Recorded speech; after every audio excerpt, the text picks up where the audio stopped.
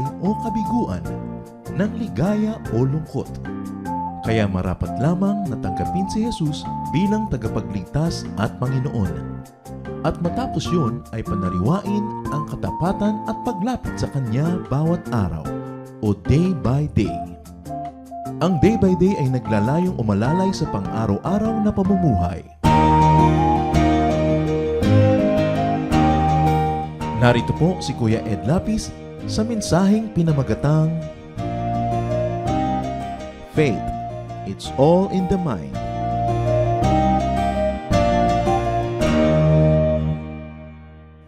Spirituality is about power. Ang mga anak ng Diyos ay marapat lang na magkaroon ng kapangyarihan na mapagtagumpayan, hindi lang mga pagsubok at ang mga tukso, kundi magawa rin ang mga dakilang bagay sa buhay. But what enables people to succeed, to be fruitful, to be empowered? Yan po ang ating pag-aaralan ngayon sa tulong ng Espiritu ng Diyos. Pinamagatan natin, Faith. It is all in the mind. Ang napakahalagang pananalig na dapat maunawa at dapat ay maging totoo sa buhay ng bawat mananampalataya. Salamat o Diyos dahil mayroong pananalig. At sa pamamagitan nito, kami nagkakaroon ng kapangyarihan na nagmumula sa iyo. Turuan mong mamulat ang aming mata na maunawa ito higit pa sa sandaling ito. Kami, Panginoon, ay pagkalooban niyo ng karunungan, kaliwanagan, at nang sa gayon, yung maganda niyong kalooban na matutupad lang kung kami may buhay na makapangyarihan ay matupad sa aming mga ginagawa araw-araw. Patawarin niyo po kami sa aming mga kasalanan. Punan niyo po aming mga kakulangan at papagliwanagin niyo mga kadiliman ng aming isip.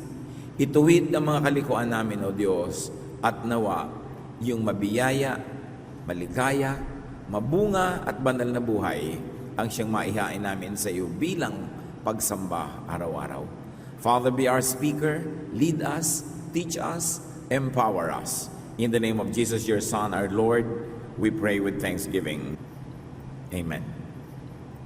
Pananalig, pananampalataya, paniniwala. Ano ang kinalaman nito sa paraan ng pag-iisip ng tao? Matthew 14:22-23, a very familiar story. Right away, Jesus made his disciples get into a boat and start back across the lake. But he stayed until he had sent the crowds away. Then he went up on a mountain where he could be alone and pray. Later that evening, he was still there. Isa sa mga pinakapopular na kwento sa New Testament, ang Panginoon matapos na kasama ang kanyang mga disipulo ay nagpagaling, nagpakain, naging biyaya sa napakaraming tao, ay nanalangin mag-isa. Pinasakay niya ang kanyang mga disciples sa isang bangka at pinapunta na doon sa kanilang pupuntahan at nagpaiwan pa siya upang makipagniig sa Ama sa panalangin. At gumabi na ay nandun pa siya at nananalangin. Matthew 14:24-27. By this time, the boat was a long way from the shore. It was going against the wind that was being tossed around by the waves. A little while before morning, Jesus came walking on the water toward his disciples. When they saw him, they thought he was a ghost. They were terrified and started screaming. At once, Jesus said to them, "Don't worry, I am Jesus. Don't be afraid."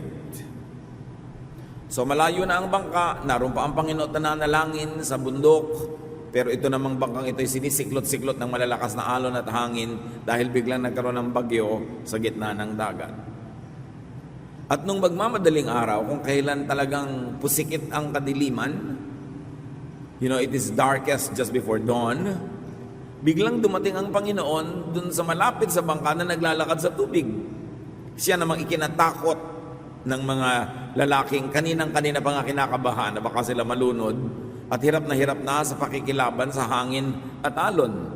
At nung nakita nila ang Panginoong naglalakad sa dilim, naglalakad sa ibabaw ng tubig, natural lang, lalo silang natakot at napasigaw sila ng multo. At nagsisigaw sila sa kanilang takot. At bigla naman silang pinayapan ng Panginoon at sinabing, "Huwag kayong maglumihanan, huwag kayong mag-alala, huwag kayong matakot. Ako si Jesus." In Matthew 14:28, as we continue, Peter replied, "Lord, if it is really you, Tell me to come to you on the water. Alam na kasi natin ang ending ng kwento nito, kaya kumisan wala nang talab yung suspense. But imagine that it was just happening for the first time and you're hearing the story for the first time. Ang lakas ng bagyo, ang tanging kaligtasan mo lang nga ay nandun ka sa loob ng bangkang lumulutang na ngayon ay nanganganib pang lumubog. Tapos nung sinabi ng Panginoon na siya si Jesus, itong si Pedro, ay lalo pang lumakas ang loob at sabi pa, kung talagang kayo yan, ay payagan ninyo ako, tawagin ninyo ako na makatungtong dito sa tubig at lumapit sa inyo. Why will you leave your boat, your only ark of safety, in such a difficult moment and then get into the water which was being tossed by heavy winds? Matthew 14:29-31. Come on, Jesus said. Peter then got out of the boat and started walking on the water toward him. But when Peter saw how strong the wind was, he was afraid and started sinking. "Save me, Lord," he shouted. Right away, Jesus reached out his hand. He held Peter up and said, "You surely don't have much faith. Why do you doubt?" Itong lalaki na sa dinami-rami ng mga lalaki nasa bangka ay meron ng pinakamatibay na pananalig to the point na siya ay tutungtong sa tubig, iiwan ng bangka at siya na may nakagawa ng mga ilang hakbang palayo sa bangka, palapit kay Jesus, napagsabihan pa rin ang konti naman na yung pananalig. Ba't ka nagduda? Ba't ka nagalinlangan? Dahil habang nakatingin itong si Pedro sa Panginoon, siya ay nakakalakad sa tubig, pero nung nalingat, natuon ang pansin niya sa hangin, sa alon, at naalala niyang pwedeng-pwede siyang lumubog, nagsimula nga siyang lumubog ng ubod ng bilis. At kung hindi pa siya biglang inabot ng Panginoon, ay maaring tuluyan na siyang lumubog sa ilalim ng dagat na ito. At sabi ng Panginoon, bakit naman napakaliit na yung pananalig? Matthew 14:32-33. When Jesus and Peter got into the boat, the wind died down. The men in the boat worshiped Jesus and said, "You really are the Son of God." Parang hindi pa sapat yung himalang nakita nila na si Jesus ay naglalakad sa tubig. Si Pedro kahit sandali lang ay nakapaglakad din sa tubig. At matapos na ang dalawang ito ay sumakay muli dun sa bangka, biglang pumayapa ang panahon. Tumigil ang bagyo. Kaya naman namangha lalo ang mga sakay ng bangka at talagang sila ay nagsabing, tunay nga na kayo ang anak ng Diyos. Now let's look at the power of faith. Lalong madagdagan nawa ang pagkaunawa natin sa kapangyarihan ng pananalig at sa lakas na maaring angkinin ng sinumang nananalig. Faith connects with God's power. Like in Peter's case. Ang kapangyarihan ng Diyos, ang pinakamalakas na kapangyarihan sa buong sangnilikha. Paano yun nagiging sayo kung ikaw ay may pananalig? Faith becomes a channel of God's power. Maraming channel sa TV. Channel 1, 2, 3, 4, 5, 6, 7, and so on. At kung saan ka nakatutok na channel, yung palabas, yung mensahe, yung tunog, yung nakikita na galing sa channel na yon ang makakarating sa buhay mo. Papasok sa iyong mata, papasok sa iyong utak, at papasok sa iyong buong pagkatao, yung mensahe. Pananalig yung channel. Kung gusto ninyong ang kapangyarihan ng Diyos ay makita, marinig, at pumasok sa ating buhay. Pananalig yung tubo na kumbaga sa mga water system, yung tubo ang dinadaluyan ng tubig mula doon sa pinanggalingan patungo sa inyong bahay. Pananalig naman ang pinangdadaanan ng kapangyarihan ng Diyos mula doon sa mga langit patungo sa kahuli-hulihang himaymay ng ating katawan. Peter's faith became such a channel. Paano kakayanin ng lupang katawan ni Pedro na tumungtong sa tubig at hindi lumubog? Nagawa yon dahil kahit sandali nakatutok siya sa kapangyarihan ng Diyos. Nandun siya sa Jesus Channel. Kaya may nangyari sa kanya. At kung baga nanonood kayo, kung meron man na horror channel, na pag nanonood kayo natatakot. Kung nanonood kayo sa disco channel, na pag nanonood kayo napapaindak. At kung nanonood kayo sa food channel, na pag nanonood kayo'y tumatakam at nananabik at biglang nagugutom, ano mangyayari kung nakatutok ka sa Jesus Channel? At ang pagtutok niyan ay sa pamamagitan ng pananalig. Pag nananalig ka, nagkakaroon ng direct communication and connection with God.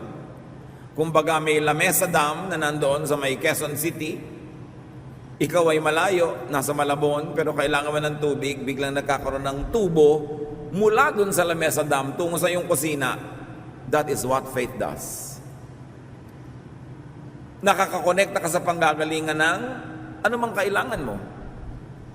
At nakita natin na isa pang kapangyarihan ng pananalig, faith creates and recreates. Pag may pananalig, may nalilikha at mayroong naiiba mula sa dating pagkakalikha, nare-reinvent. Peter's faith created a new hymn. Can you imagine the Peter that would defy the power of gravity? The Peter whose body would defy the law of buoyancy on water?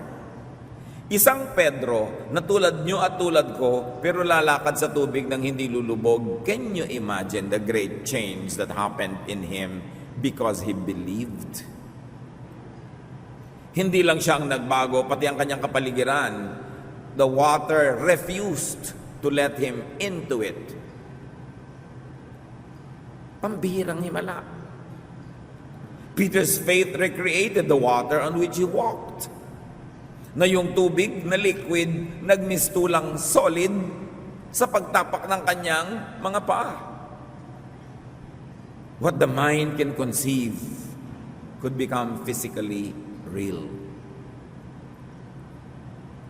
Inisip ni Pedro na maglalakad siya sa tubig, nanalig siya sa iniisip niya at naganap. Ano ang mga kailangan nating maganap sa buhay na ang kailangan mo na'y isipin pagkatapos ay paniwalaan?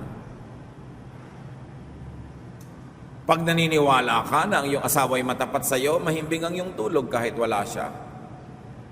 Pag naniniwala kang siya'y nagtataksil sa iyo, kahit hindi, balisa ka at puyat.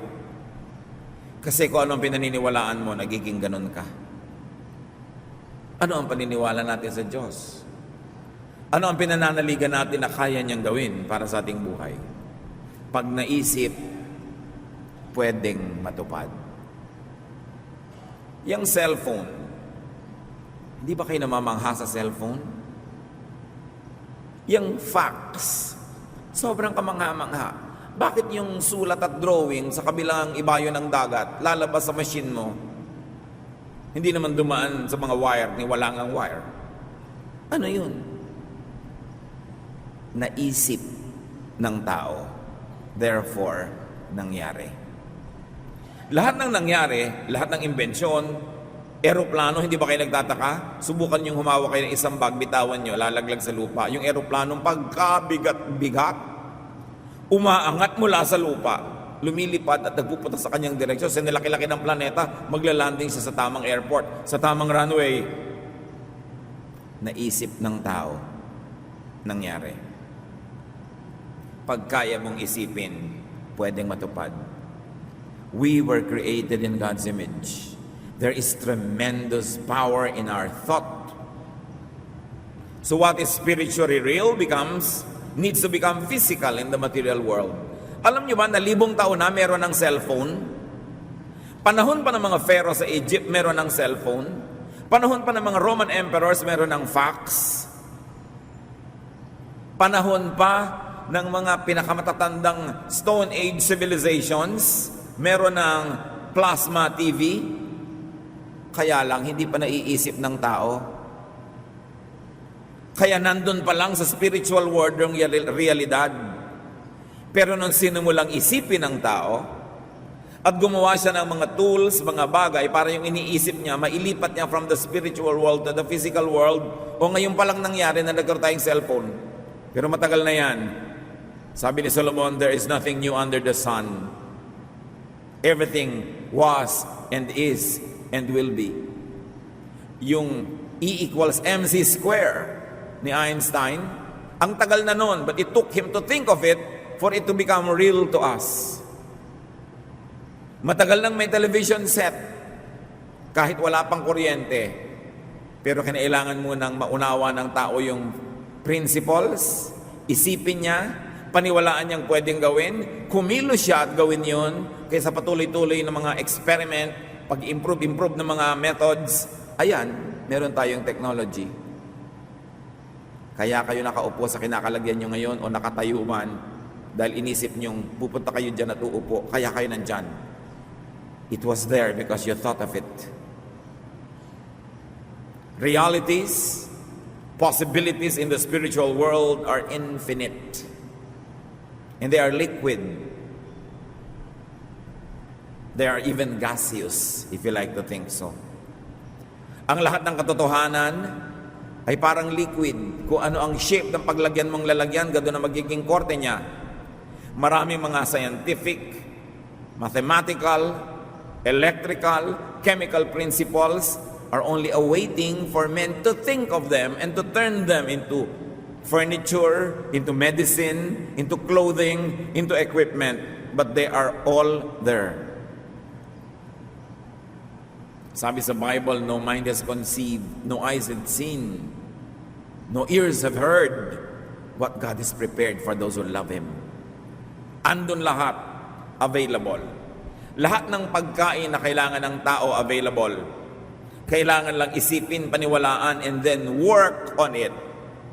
Create the technology, the methods, the correct procedures so that that food available in the spiritual world would become available on our tables. Walang pwedeng bagong ideya. Nando na lahat mula ng nilikha ng Diyos ang sangsinukob. Kailangan lang isipin. Bakit nagkaroon ng gulong? How was the wheel invented? Inisip. Paano na-develop ang mga barko mula sa mga simpleng balsang lumulutang lang? Inisip. Napakamakapangyarihan ng isip ng tao. At nasa isip ang pananalig. Wala naman sa kuko, wala sa buhok, wala sa ating mga buto, nasa isip. Kaya ang tunay na labanan, kung saan tayo natatalo o nagtatagumpay, sa isip. Pag inisip mo, malalampasan mo ang iyong mga pagsubok, malalampasan mo nga yan. Kasi inisip mo na eh. Pag inisip, mangyayari. Pag pinaniwalaan, walang hanggan ang kayang marating ng isip at ng pananalig. Faith procures, acquires, and receives grants from heaven. Matthew 11:24, everything you ask for in prayer will be yours if you only have faith. Isipin nyo yan. Lahat ng hihilingin mo sa panalangin, mapapasayo kung nananalig ka. Napakamakapangyarihan ng isang isip. Isang isip na umimbento ng ganito, umimbento ng ganon. Can you imagine more than 6 billion brains on the planet? Can you imagine what can happen if all believers in the Lord will believe at the same time and ask for the one thing in unity at the same time? You can ask the planets to realign. You can ask gravity to suspend itself. You can ask the wind to blow a certain way, and it will. At yan ang last frontier. Ang pinakahuling hindi na iintindihan, puntahan dapat, lakbayin, unawain, hindi ang lalim ng dagat, hindi ang lawak ng himpapawid, kundi ang isip ng tao. Nandyan lahat. Mark 5:34, he said to her, "Daughter, your faith has healed you. Go in peace and be freed from your suffering." Jesus did not even claim the credit for the healing. Hindi niya sinabing, dahil nanalig ka sa akin. Sabi lang niya, dahil nanalig ka. Can you imagine what faith could do? Kung meron kayong kilala na ipinanganak ng ubod ng hirap, halimbawa ang pamilya niya hindi supportive, ayaw siyang pag-aralin, walang ambisyon ang lahat ng kanyang mga kamag-anak, pero sa isip ng isang individual na ito, sinabi niya, ayoko maging mahirap, ayoko manatiling mahirap, ayoko maging ganito forever. Di ba nakikita niyo ang kanyang tagumpay? Dahil inisip niya. Lahat ng nakalampas sa hirap, nakalampas sa mga pagsubok, at nagtagumpay kasi inisip nila na yun ang gusto nilang gawin.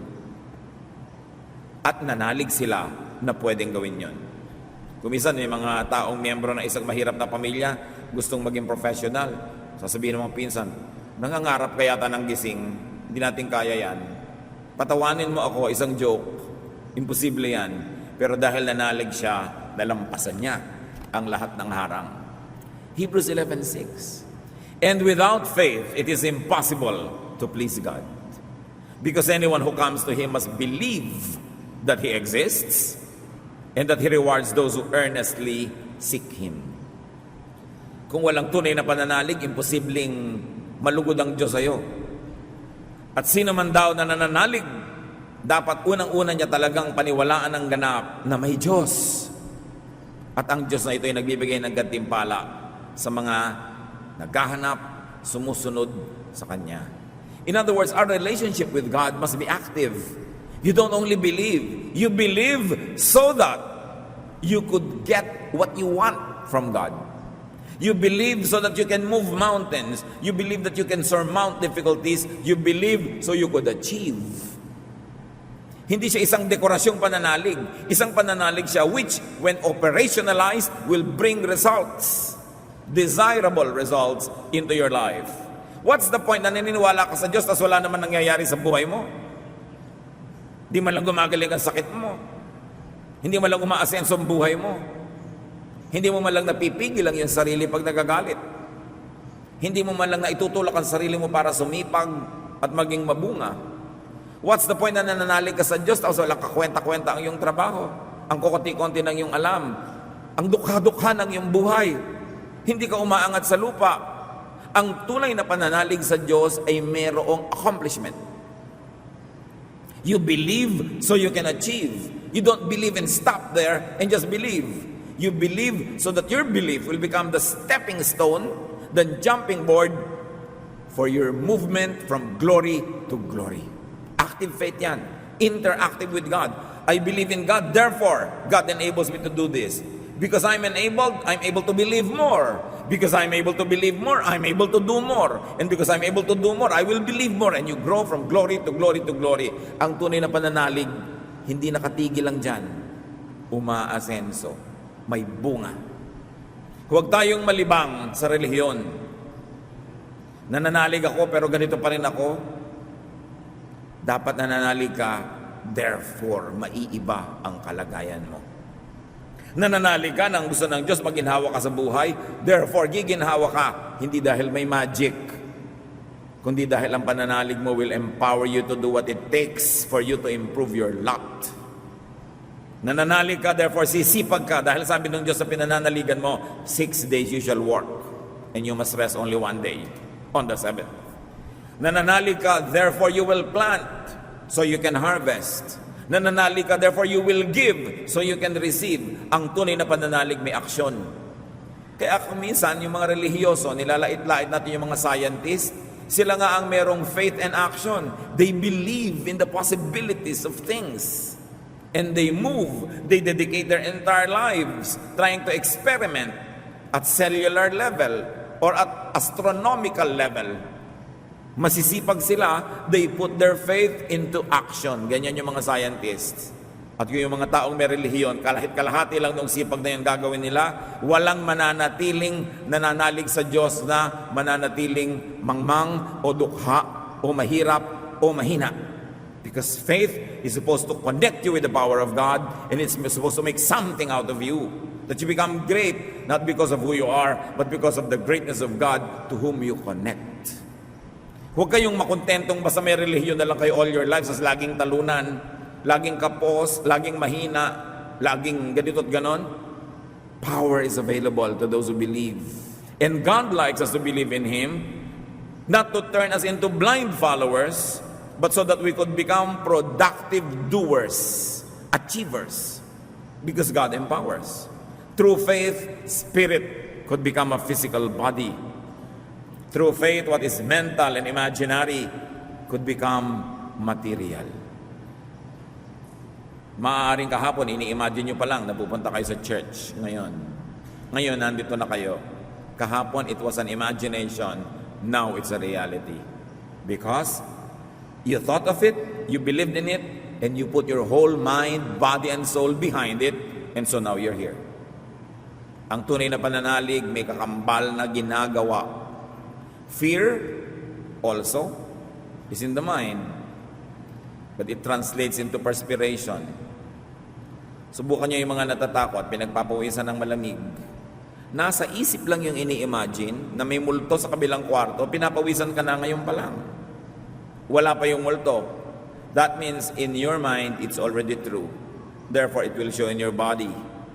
Fear results into increased heartbeat, increased blood pressure, and sometimes even paralysis. Nasa isip pa lang yon. Can you imagine the power of the mind? Iniisip mo na yung asawa mo nasa kandungan ng iba, tumataas ang presyo ng iyong dugo. Pero wala naman, hindi naman nagaganap. Nasan? Kasi sa isip mo, inisip mo. At pag inisip mo, naganap na. Naghihintay lang ng physical counterpart. But then already, physically, it is showing in your body. Observe what mental constructs could do. For instance, anger and jealousy. Can you imagine how it destroys you physically? When anger and jealousy are not physical things, they are mental constructs. They are in the mind. Imagine lust. Bigla ka nagkaroon ng paghahangad in a sexual way sa isang tao. Observe all the physical changes that will happen in your own body just because you are imagining something in your brain. Ganun ka powerful. Kaya sinasabi nila, mind over matter. Your thoughts are above things. Spirit over material things. Thought over matter. Faith over matter. Kaya yung naniniwala talagang gagaling sila, gumagaling nga. At yung naniniwalang magkakasakit sila at hihina, humihina nga. Nasa isip. What are the hindrances to faith? Or at least some of the hindrances? Unbelief. Firm refusal. Pag sinabi nating unbelief, yung talagang decidido kang hindi maniwala. But you have to make yourself believe so that something will happen. Kahit sa mga espiritista, sa mga manghuhula, pagka nakaikot kayo sa mesa at tatawag siya ng kung ano mang spirito, sasabihin niya, bawal ang kontra. Yung ayaw maniwala, lumabas, huwag sumali dito. Kasi pag may hindi naniniwala, nakukontra talaga. Magpupunta ka sa doktor, tapos sasabihin mo, hindi yata ako mapapagaling nitong doktor na to, ang payat-payat niya. Paano ka nga mapapagaling? Hindi ka nananalig. Pero pag nananalig ka, yung katawan mo, sumusunod lang sa iniisip mo. Alam niyo mga kapatid, hindi maipaliwanag, pero may malaking himalang nagaganap pag ang isang isipin ay pumasok na sa iyong utak. Sumusunod ang physical world. Kaya pag sinabi mo sa iyong umagang-umaga, nasira ng araw ko, observe it. Talagang sunod-sunod. May mangyayaring mga disaster sa maghapon mo. Sinabi mo na kasi, pinaniwalaan mo na susunod ang mundo. Susundin ka niya. Why? Because you were created in God's image. There's the spark of the divine in you. Kaya may kapangyarihan ng ating salita. May kapangyarihan ng ating iniisip. Sasakay ka pa lang sa aeroplano, iniisip mo, ninervyos ako. Ninervyosin ka nga. In fact, 2 weeks pa bago ka lumipad, lagi mo nang iniisip, malapit na akong nervyosin. Handang-handa ka nang manervyos. And sure enough, inisip mo, mangyayari. That's why to make yourself believe is the greatest project of life. Because everything is possible to those who believe. Another hindrance to faith, less than unbelief, is doubt. Naniniwala, hindi maniniwala, maniniwala ng konti, magdududa, pabalik-balik, hati. At ito ang isa sa mga spiritual conditions na ayaw ng Diyos para sa atin. Half-heartedness, inner division. Ayaw ng Diyos ng hati ang loob. Kasi pag hati ang loob, sira ang loob. Pag nagdadalawang loob ka, walang mangyayari sa buhay mo. Kaya nakikita nyo yung may mga nagaganap na buhay, yung sasabihin natin, buo kasi loob niyan. Matapang ang loob, malakas ang loob. Paghati, walang kwenta. Tulad ni Pedro. Una, buo ang loob niya. Hindi naman sinasabi ni Lord na sino ang gusto maglakad sa tubig. Wala namang ganung offer. Siya mismo nag-isip. Siya ang humiling. Lord, palakarin niyo ako sa tubig. Pero nung naglalakad na siya, nahati ang loob. Nagdalawang loob, nasira ang loob, lumubog. Walang nagaganap sa taong mahina ang loob. Kailangan buo. Titigil ako manigarilyo, therefore buong loob yon, hindi may nakatago kang dalawang stick, just in case. Alam mo agad na, hati ang loob mo, hindi ka magtatagumpay. Nag-church ako, pero late pa. Pwede namang maaga. Hati ang loob. A-attend ka na rin lang, buong buo na, hindi kalahati na lang. Hindi pa tapos ang closing song, nagmamadali nang lumabas. Ewan ko kung sino ang kakarera. Siguro may coaching, gusto niyang una siyang makalabas sa parking lot. O may bibili siyang libro, gusto niya una siya sa pila. Pero hindi pa tapos yung worship, nagkakandara pa ka nang lumabas. May blessing pa, yung blessing na song. Hati, kulang, ba't di na lang buuin? Mag-aasawa, tapos may sariling buhay, may nalihim. Hindi buo ang pakikipag-isa sa kanyang asawa. Nakikipagkutsapaan sa mga kamag-anak para din lang ang sariling asawa. Hati. Ano mangyayari? Wala. Dapat buo. So isipin niyo mga kapatid, ano ba yung talagang gusto ko sa buhay? Pag naisip niyo na buuin yung loob niyo na doon kayo magtuon ng lahat-lahat ng inyong lakas. O may mga bagay na nasa buhay nyo na hindi nyo na matanggal, pues tanggapin nyo na ng buo. Huwag nyo nang hati-hatiin pa ang loob nyo dahil wala rin naman mangyayari.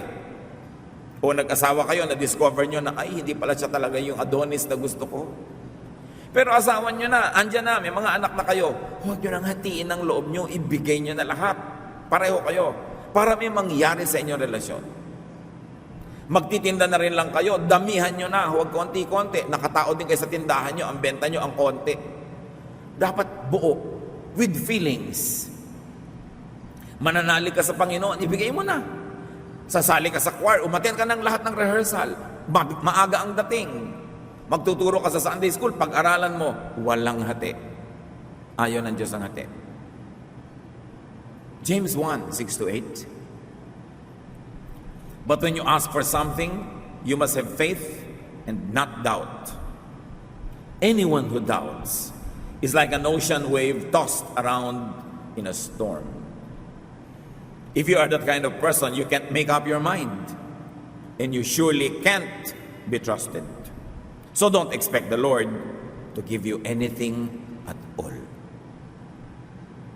Huwag kang umasa na may matatanggap ka sa Diyos kung kapra-kapraso, hati-hati, hindi buo, hindi ganap. Revelation 3:15-16, yung isang sama ng loob ng Diyos sa isang church. I know everything you have done, and you are not cold or hot. I wish you were either one or the other. But since you are lukewarm and neither hot nor cold, I will spit you out of my mouth. Sabi ng Diyos dito, hindi naman kayo malamig, hindi rin kayo mainit, sala sa init, sala sa lamig. Hindi ko maintindihan kung anong gusto nyo. Wala kayo rito, wala kayo doon. At dahil hindi ko kayo maintindihan, luluwa ko na lang kayo. At maaari ang gamitin ng Panginoon yung prinsipyo yan, hindi lang sa isang buong kongregasyon, kundi sa mga individual. Apply this truth in whatever you do. In your ministry. May ministry ka na, lubusin mo na. Give your best. Meron kang project, give your all. Gusto mo magtinda ng something, give your all. Know all the product development. Know all the things about the product. and deliver it best.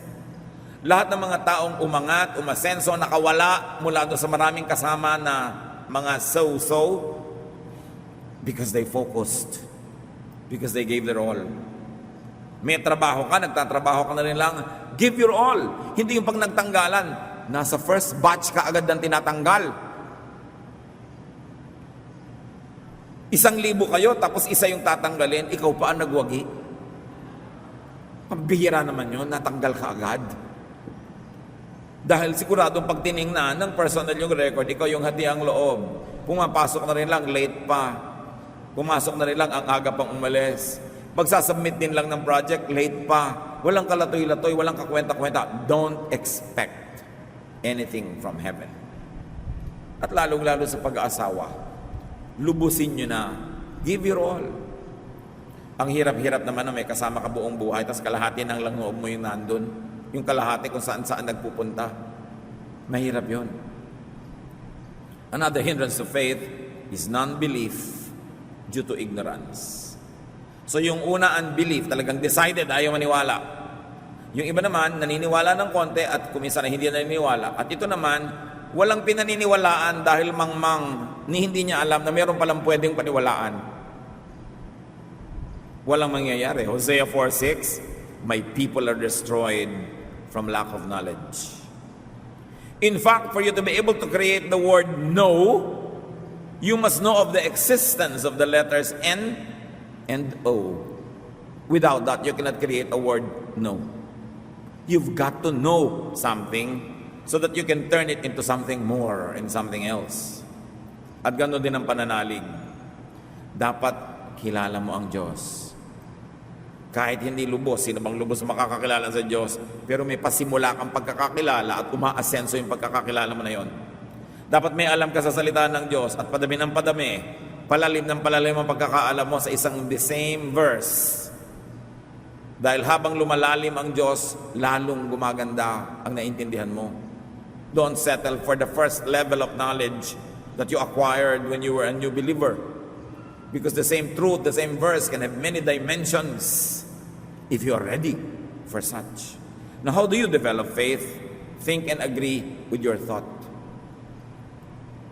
Una, mag-isip ka. Tas paniwalaan mo yung iniisip mo, sumang-ayon ka sa iniisip mo. Napakalaking biro yung isang taong hindi sumasang-ayon sa sarili niyang iniisip.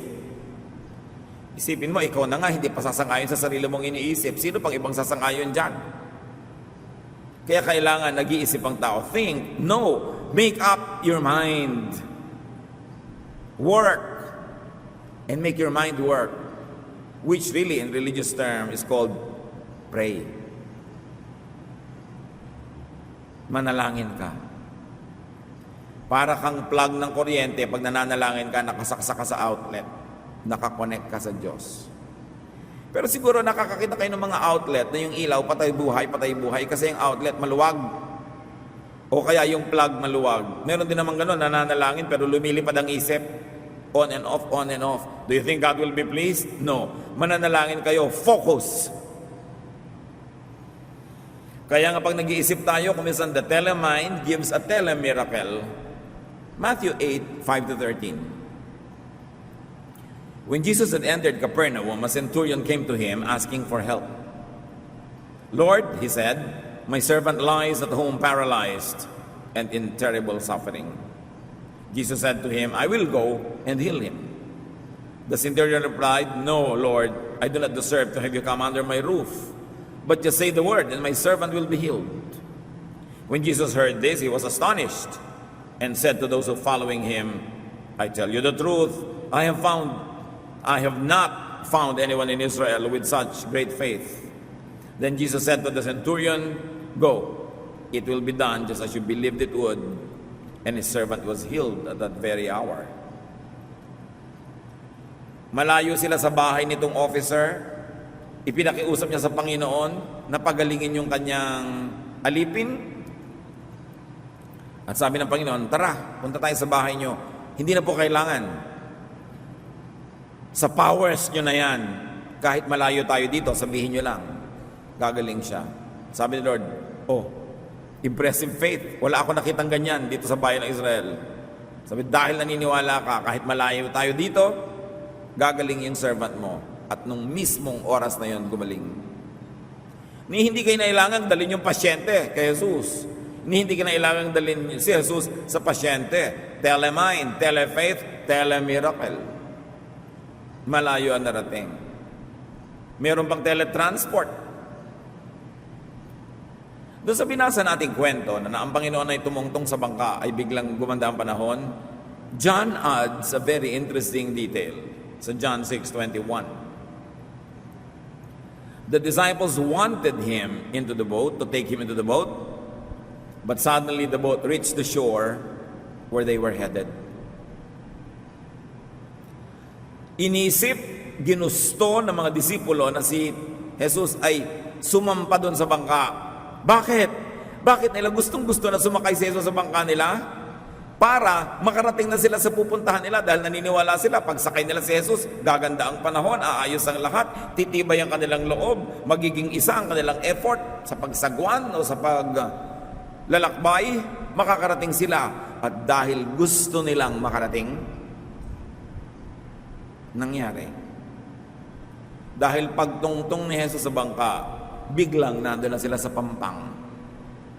This is one detail that many people often miss. John adds this detail. Ginusto mo. Bakit mo gusto si Jesus sumakay sa bangka mo? Para pumayapa ang panahon at makarating ka sa pupuntahan. Di ba? Ang buhay natin, bangka rin. May bagyo, may hangin. Pagod na rin tayo. Natatakot. Nagdududa. Mabubuhay pa ba tayo o lulubog? And then you want Jesus in your life. Why did you accept Jesus into your heart as Savior and Lord? Why would you accept Jesus as Savior and Lord? Bakit mo papasakayin si Jesus sa bangka mo? Para pumayapa ang panahon at makarating ka sa iyong pupuntahan. Tanong, tinanggap nyo na si Jesus na Panginoon tagapagligtas? Pinasakay nyo na sa bangka nyo? Payapa na ba ang dagat nyo? Nakarating na ba kayo doon sa minimithing puntahan? Kapayapaan, kaligtasan, katahimikan ng buhay, kapahingahan, dahil siyempre ang pahinga lang naman ng mga mangingisda kung dumating na sa pampang. O nandyan si Jesus, pero magulo pa rin. Kung isang tahimik, kung isang magulo. Kung minsan nakakapagod, minsan nakakatakot. Kasi siguro, pinapasakay nyo, tapos mamaya, bumaba na kayo unang uli muna. At pagkababa, ay, lumulubog na, sakay uli kayo. Mamaya, ay, bumaba muna kayo para makapunta ako sa gusto kong puntahan. Huwag nyo ako abalahin, meron ako ibang gustong gawin. May iba akong gustong direksyon. Hindi ba ganun ang ginagawa natin sa Panginoon? Sakay baba, sakay baba, sakay baba. Dahil kuminsan si taning ang pinapasakay natin. Oo, Kristiyano ako, pero may gagawin muna akong pandaraya. Jesus, baba muna. Taning, come on board. Oo, Kristiyano ako, pero pagtataksilan ko muna ang asawa ko, total sandali lang. Jesus, get off the boat. Satan, come on over. Kaya ang gulo-gulo, nandun pumayapa, nandun lumakas ang bagyo, mahina, lumakas, paulit-ulit, paikot-ikot, ang buhay mo parang Ferris wheel, ang tagal-tagal mo ng biyahe, nandun ka pa rin, wala ka nararating, dapat buo ang loob. Pinasakay mo na si Jesus, pasakayin mo na ng buo. At pag pinasakay mo siya sa buhay mo, sundin mo ng buo. A one-half Christian is a one-whole nonsense. You will not get anywhere. Kaya nagtatako, iba, bakit ang tagal-tagal ko na po sa Panginoon, ganito pa rin ang buhay mo? Consider the story. Buo ba ang iyong pananalig? Buo ba ang iyong pagsunod? Buo ba ang iyong mga pinagagagawa sa buhay? It's very important. Gusto pa lang nila na makarating sa pupuntahan, nakarating na sila dahil ginusto. Kung minsan hindi natin napapansin, mga kapatid, yang ayaw na ayaw niyong kalagayan sa buhay niyo, ang totoo, ginusto niyo kaya kayo nandyan. And that is the greatest deception. Sino ba gustong magulo buhay? Di ba ayaw niyo naman magulo buhay niyo? Pero bakit magulo? Ayaw mo pala, tapos may number 2 ka.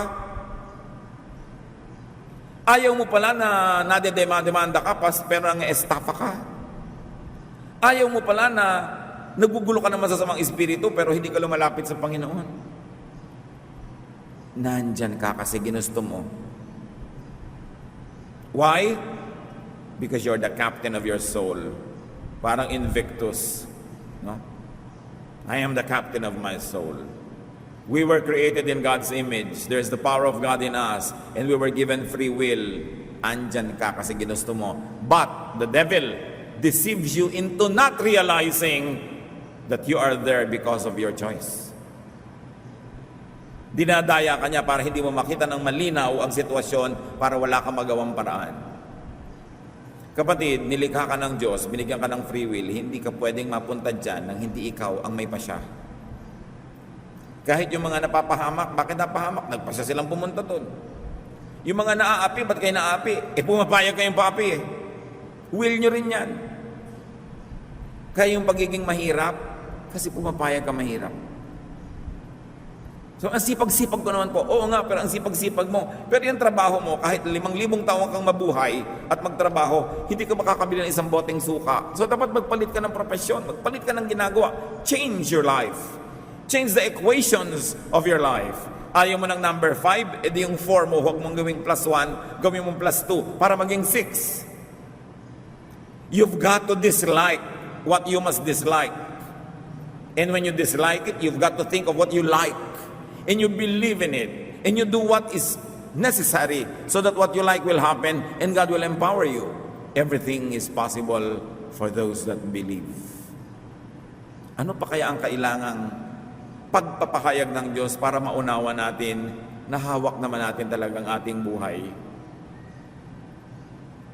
Binibigyan tayo ng Panginoon ng ganong laya. Pag nagpapaligtas tayo, inililigtas naman tayo. Pero bakit po kung minsan nagpapaligtas ako, hindi naman niya ako inililigtas? Siguro hati ka, Lord, ilayo niyo po ako sa drugs, pero mamaya bumibili ka na naman. Anong klaseng pagliligtas ang nahanapin mo? Nahati ka. Kailangan buo. How do you develop faith? Feed faith with affirmation and encouragement. Ang pananalig kasi parang halaman, dapat diligan, dapat patabain, dapat masikatan ng araw. Surround yourself with fellow believers. That's why the fellowship is important. Kasi tayo mga tao, hindi natin napapansin yung iniisip ng kapwa natin, pag lagi natin siyang kausap, yun na rin ang sinasabi ng bibig natin, nahahawa tayo. So magpahawa ka doon sa mga naglalagablab sa pananalig. Magpahawa ka doon sa mainit ang pananampalataya, doon sa marubdob ang paglilingkod, kaysa magpahawa ka sa mga tamad, magpahawa ka sa mga nagdududa, magpahawa ka doon sa mga mahilig manira, magreklamo, pero wala naman nangyayari sa buhay nila. Do not waste energy and faith on stubborn unbelievers. Pray together with people on fire with the Spirit. Tingnan nyo isang pirasong kahoy na may apoy, pag nag-iisa lang siya, pag umihip ang malakas na hangin, namamatay ang apoy. Pero kung tabi-tabi ang maraming maliliit na kahoy na nag-aapoy, pag umihip ang hangin, lalong naglalagablab. Dapat kasama mo lagi ang mga mananampalataya. Whenever you can, surround yourself with people whose belief, whose faith, whose faithfulness to God is better than yours. Para ka ma-uplift. Pag pumupunta ka doon sa mga tao na ang pananalig ay mas mahina kaysa sayo, ang paglilingkod ay mas maliit kaysa sayo, go there only to be charitable, to share with them, to lift them up, but don't stay too long with them because their gravity will pull you down. Mas dapat kasama mo na nanalig, nag-encourage. Bakit ka magbabasa ng mga libro na nagbibigay sa'yo ng pagdududa sa Diyos? Bakit ka magbabasa ng mga kung ano-ano na humahati sa iyong loob, naniniwala ka na nga, mamaya nagdududa ka pa? Your faith is your greatest wealth. So you protect it from needless assaults. Get rid of and stay away from negative faith and negative energy. Huwag kayong lagi nakikipagtalo sa mga ayaw manalig. Makipag-reason kayo ng konti, pag nakikita nyo hindi naman talaga sila makikinig, baka madala ka pa. Sabi ni Lord kay Peter, get behind me, Satan. Because Peter was influencing Jesus not to go to Jerusalem, which was negative faith. Kailangan lumayo kayo doon sa mga tao nagpapahina ng inyong pananalig. Lumayo kayo sa anuman na nagpapahina ng inyong pananampalataya sa Diyos. Kasi pananampalataya lang natin ang ating kapangyarihan. Who are we? What is man? We are just made of dust. What is our life? It's just a mist. We only become meaningful when we are connected to God. We only become powerful when God's power rests in us. So, treasure your faith. Ipagtatanggol nyo yan mula sa maraming mga bumabatikos. At yung mga bumabato at bumabatikos sa inyong pananalig, tingnan nyo mga buhay nila. Is that the life you want? Usually, yung mga mahilig magbatikos, mahilig mag-criticize sa mga pananalig, buhol-buhol ang buhay nila rin, gulo-gulo. Is that what you want? It's really all in the mind. Nasa isip. Binabantayan mo kung anong pumapasok sa isip. James 5:17-18. Elijah was just as human as we are. And for 3.5 years, his prayers kept the rain from falling. But when he did pray for rain, it fell from the skies and made the crops grow. Sabi niya, alam niya yung si Elias, isa lang yung taong tulad natin, walang pinagkaiba. Pero nung nanalangin siyang humag-umulan, 3 taong hindi bumagsak ang ulan. Can you imagine, ang hirap buhatin yung clouds? Natural law says that the atmosphere must let the clouds fall as rain. But for 3 years, the atmosphere carried heavy clouds. Or probably kept the clouds away. Dalangin lang yun na isang tao. Alam niya namang ancient people. Kaya noon, pagka walang ulan, mananalangin sila para umulan. Ang ginagawa ng mga scientists, magka-cloud seeding. It's just another form. Napagod ka pa, ba't di ka nalang mag-pray? Because prayer moves the hands of God. The prayer of faith can realign the natural forces to become unnatural to give you what you want. Sabi niya, ask and it shall be given you. Seek and you shall find. Knock and the door will be opened. All in faith. How do you change the situation?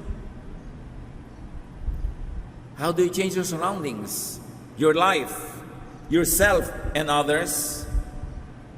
First, change your mind. Gusto niyo magbago ang inyong asawa from negative to positive? Baguhin niyo muna ang pag-iisip niyo tungkol sa kanya. Isipin niyo kung ano yung positive, kung ano yung gusto niyo magganap, ipanalangin niyo, paniwalaan niyo.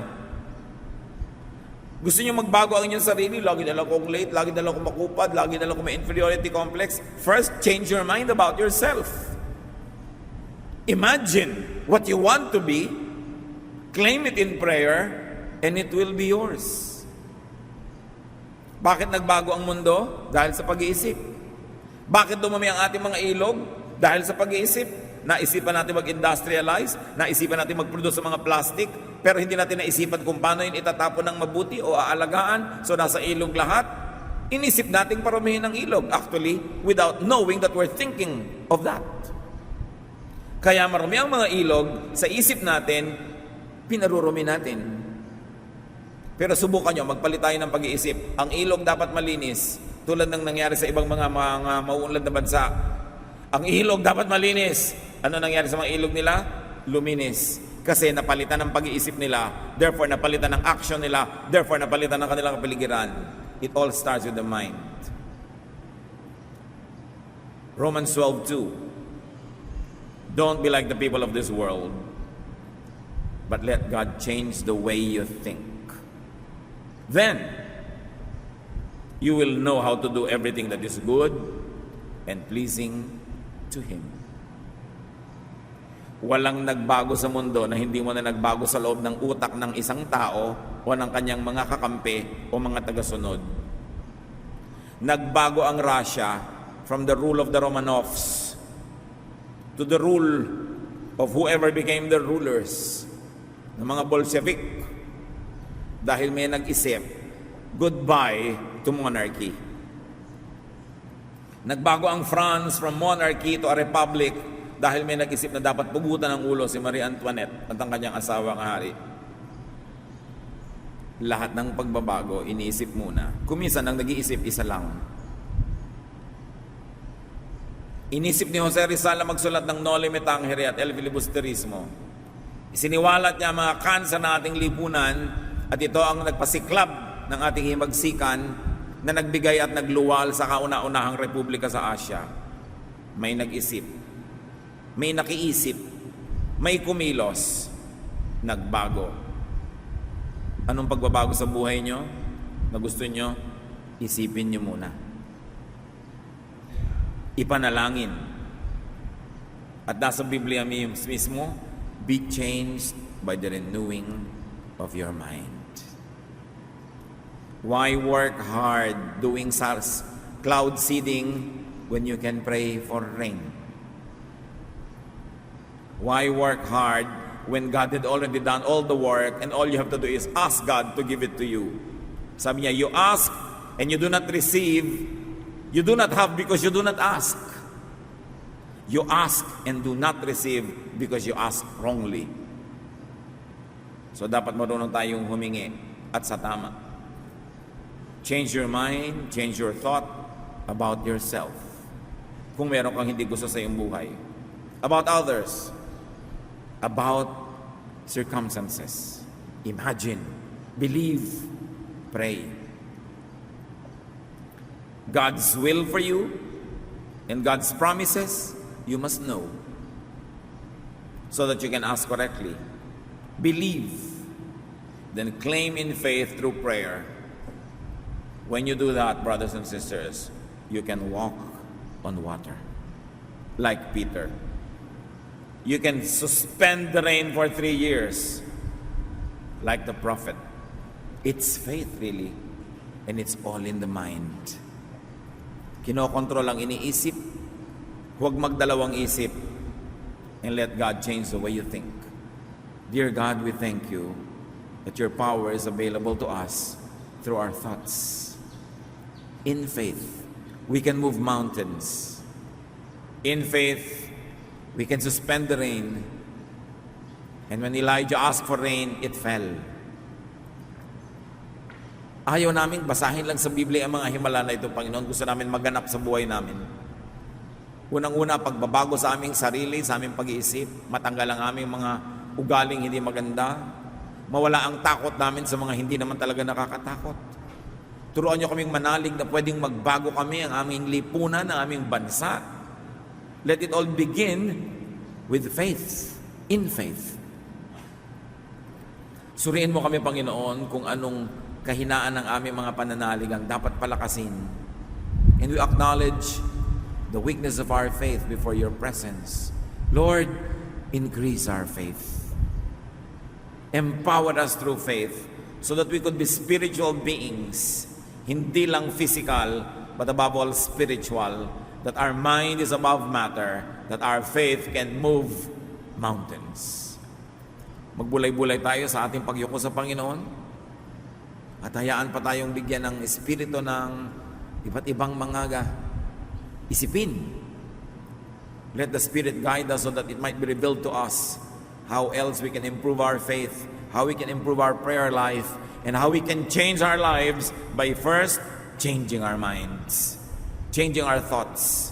Dear Lord, bless your people. Ibunyag mo sa amin, Panginoon, ang mali namin pag-iisip. Ipakita mo rin ang tama para lalo namin magawa. Bless us. Teach us to continuously change our minds from glory to glory.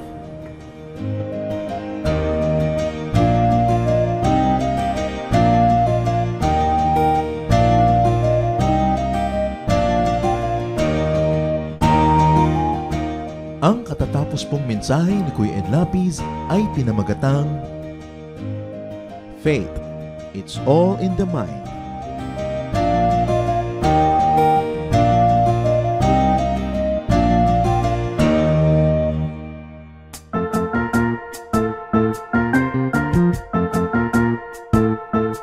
Oras na po para pansamantalang magpaalam ang programang Day by Day.